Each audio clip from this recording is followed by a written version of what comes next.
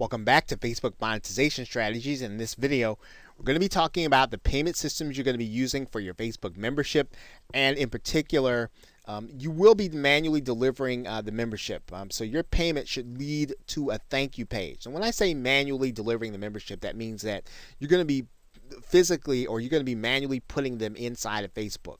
Now, presently, there isn't necessarily a robust system in order to automate this process. So you want to make sure that your buyers get a thank you page, they get a notification.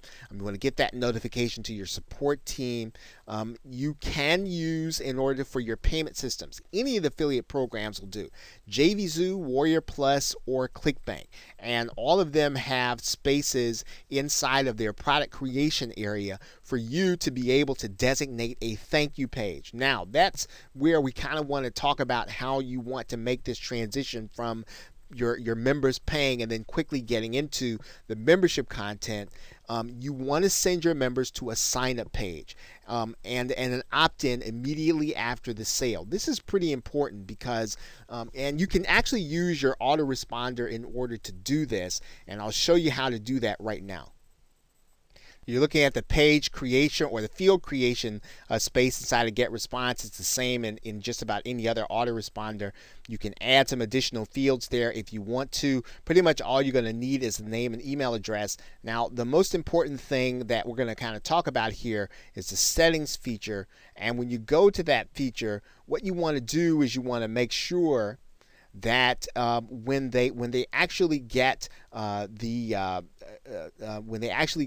to the thank you page, this is where you want to either place a video telling them that you're going to be manually placing them in there. They need to be a little patient, or you can tell them that within 24 hours someone's going to get in contact with them, and then you want to give them access to your support desk. But you want to make sure that this form is visible on the page and made available directly after the person actually makes their purchase, so that you can put them into the membership and identify them properly. Now, the other thing is that you're going to want to publish this page. And when you publish this page, you publish the form, you want to put it on a form that's going to be hidden from the search engines. Okay, and so the people are going to be able to sign up to this form, and then they're going to be placed inside of the autoresponder. They're also going to give you a notification letting you know that someone has recently signed up. You're going to need to put them into the membership. If you're uneasy using your autoresponder, you can use sites like Wufoo or JotForm. They allow you to create forms on that page. You can use a paging system like OptimizePress or ClickFunnels. Again, the most important thing is to make sure that page is going to be hidden from the search engines, and so that anyone can't just get a hold of that page and then apply. Now, the other thing you want to think about here is that you want to make sure that this verification process takes place with minimal follow-up. If you've got to do a lot of follow-up, once again, it's not going to be worth your time to administer the actual membership.